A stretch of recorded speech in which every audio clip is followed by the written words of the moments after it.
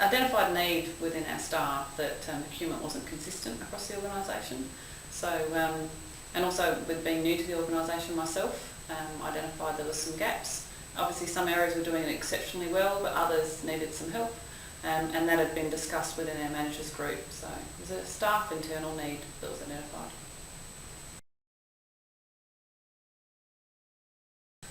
Well, initially I was a little sceptical because I was concerned it was an off-the-shelf product, and I felt that Alexandrina needed something that was for Alexandrina to address our needs.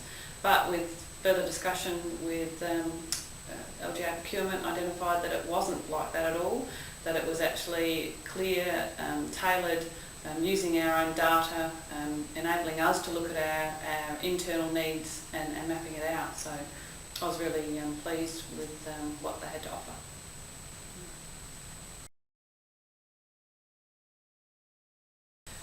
Well, obviously a clear, coordinated approach to procurement across the organisation, a reduction of waste, so that in terms of waste I talk about staff resources and obviously actual procurement of items, and so we're reducing that waste, and also potentially savings for council in the areas of procurement.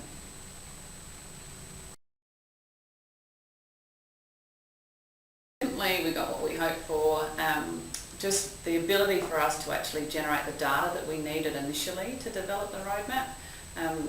Just the opportunity for us to actually see that we had the capability to generate that data in the organisation, look at where our main purchases were, just identifying that 79% of our invoices that were being generated for amounts less than $1,000 was quite surprising information, raw data to pull out.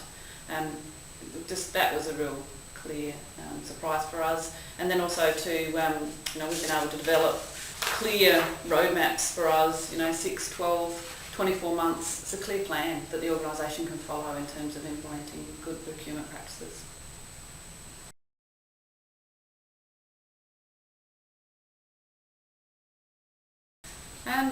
It wasn't that difficult. As I say, it was already identified within our staff and managers group that we had some areas where we needed improvement.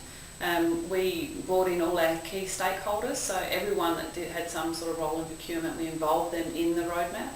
And the first workshop we had, the participation was really, really pleasing. And from that time, because they've been at that initial stage, they saw all the data, they saw the raw information, they could see where we were wasting time and resources and wanted to see those improvements. So it hasn't been hard to even maintain that. And because we now got clear maps of where we're going, the interest for people to want to participate in the working party in delivering that has been really easy to generate as well.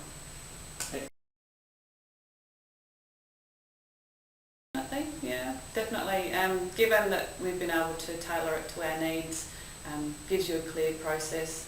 I've already made contact with other councils that have done it, so they're on the same wavelength, they've got the same information, they're heading down similar paths, they may be ahead of us, but you can talk the same language when you've broken it right down, so definitely would encourage it.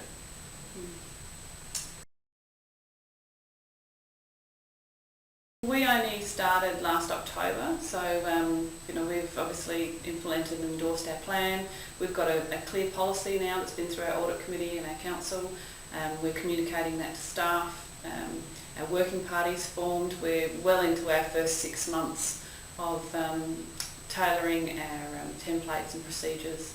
So we're only at the initial stages, but we've already made some really good inroads. So it's good.